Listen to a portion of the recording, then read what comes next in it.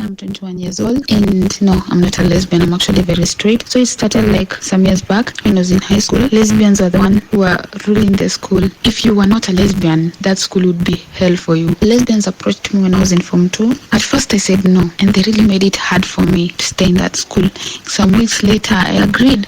I turned into a lesbian when I was in Form 2. It went on until Form 4. Soon I got to Form 4. I was made the head girl. One day I was sleeping in my dormitory and someone approached me, a Form 4 student just like me. That was my first time with a girl, and I regret it till date because I convinced myself I was a lesbian. I convinced myself that I was attracted to females, but I'm not. I'll give anything to take that day back. I convinced myself. Okay, the story doesn't add up. You know, I regret, I convinced. That story doesn't add up. Yeah? Why? Can I first? She says she was Lebanese. Yes. Right? Yeah. And then she says it only happened once in Form 4. What's the real story here? I think the real story here is that for her, it wasn't something that she wanted to do. So let's not focus on what she said. Let's focus on the fact that she was forced into it. Yes. So they made her life a living hell. Yes. Because the school was run by lesbians. In high school, imagine. Now, is that a unique thing happening in this country?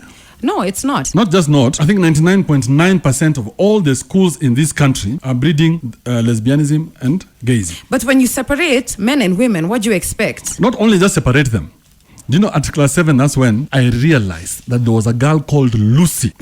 You guys, we had grown up with this chick. Yeah? I love you. Okay, Can you be focused a bit? I'm sorry, it was just an opportunity. So, Lucy has been in my class since we were in class 1. Yeah. You get in class 7 is the day I realized this Lucy is something, eh? She's like a kitu. Because that's when my sexuality kicked in. Yeah. And it does for people in class 6, class 7. Yeah, just so about. Class 8 is when you're hot. As in, you don't even want to study. Everything is just telling you, wake up and run and do something. Yeah.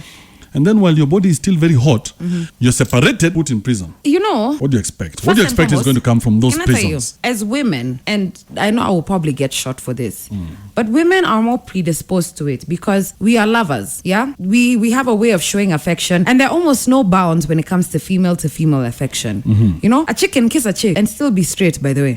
This babe had an experience and still be straight. But what concerns me the most is that she was in an environment that she said forced her to be someone that she's not. So are we saying right now that this thing we're dealing with in society, Kibe, yeah? Because it's there. It's there. There are court cases, there are marches, there are, chants for rights and all of that. Are we saying that, therefore, this is not something that is naturally occurring, that just like how people were coerced into it? First, we must acknowledge that a crime has been committed. What do you mean? You force somebody to do something they didn't want, especially a sexual act. A crime has been committed. Let's stop trivializing this issue. Now, this crime will continue being committed as long as you're going to separate the boys and the girls when they're at their sexual genesis. Yes. How do you separate them when they're just starting to learn about each other? Then what happens is you're sending confused boys and girls to high schools, and they go and they do what? When their sexuality is exploding, it's exploding amongst themselves. I hear you. Right? So, chances are, a few of them are going to stay in that miasma. Si uongo, wataka hapo, kuna wengine watakuwa converted for life.